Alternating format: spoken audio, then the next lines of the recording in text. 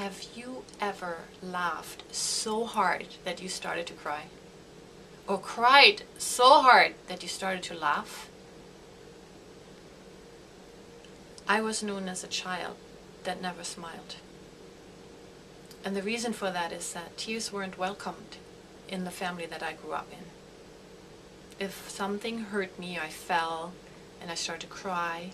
There was no tolerance for the tears because my tears would have brought up other people's tears, and that was more than could be handled. So the easiest was to say, "Stop your crying or I'll give you something to cry about." And then I would be sent to my room to cry alone. And that was the worst thing for me because I didn't want to be disconnected. I didn't want to be alone when I'm hurting. I wanted to be comforted. So because I didn't want to be separated, I cut off from my feelings. I numbed out. But by doing that, I also cut off from the joy of living, from my laughter, from my passion. And I just kind of became a little zombie. And it took a long time for me to learn to reclaim my feelings. See, what happened was that I was born into a family, child number 6. To my parents, my mom was 29, my dad was 35. So they had 6 children under the age of 10. And they named me Angelika, and I thought that meant that they needed me to be an angel. An angel that didn't have any needs, that just took care of everybody else, that was the rescuer, the savior. And that was a heavy burden. I felt it was my job to make everybody else happy, and that I didn't have a rights to my feelings or my needs. And then what made matters worse is that my mother died of cancer when I was 12. So I felt like a gigantic failure.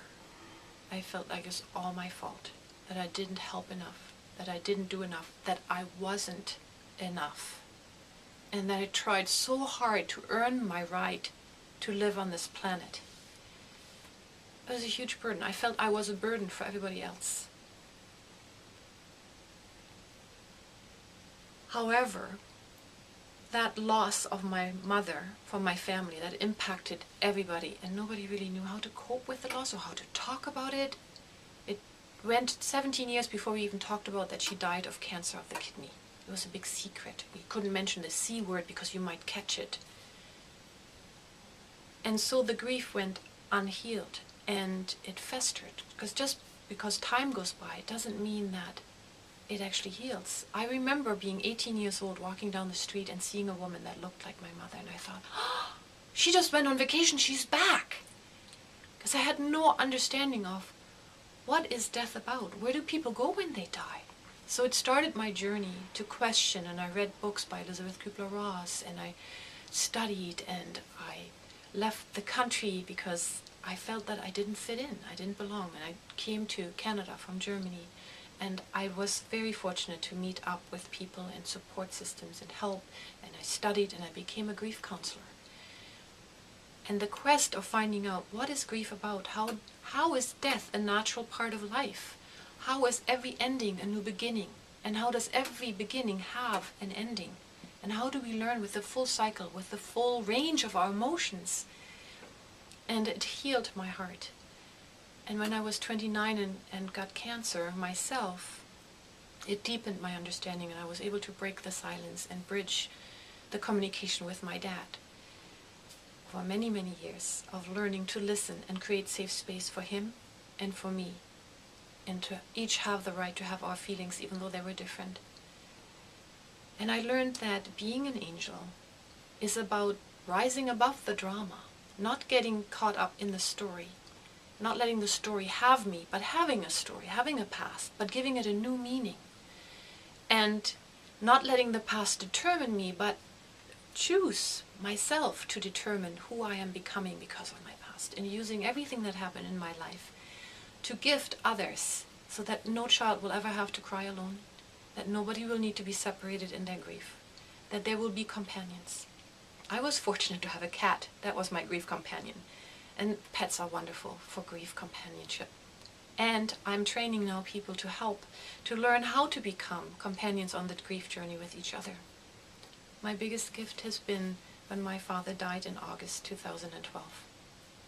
And even though I wasn't there when he took his last breath, I had built a connection with him. A Course in Miracles says that there's no holier ground than a place where an ancient hatred has become a present place of love. And him and I had achieved that by my curiosity, by my willingness to get to know him for the man that he is today, instead of the father that I needed or wanted him to be, that he couldn't, because of his own stories, his own drama, his own losses. And over the phone he learned to share with me, because I made it safe for him. And I remember the day that my father, the man that would send me away every time I cried in childhood to my room alone, thanked me for letting him cry and share with me. So I want to offer that gift to all of you. And if you know anyone that needs to hear this message, please share the link to this video. And if you have a story around your own grief journey, around your own message of what you took on that you thought you had to be for the family, and what you realized the truth about it is, please leave a comment below. I'd love to hear about it. Let's stay connected on this journey. Let's be companions through the journey of life together. It has been proven that emotionally induced tears are bringing about chemical healing in the body. Different than tears that are induced by cutting onions. Emotional tears, whether they come from laughter or they come from pain and sadness, they are chemically cleansing and detoxing. So tears bring healing, tears bring joy.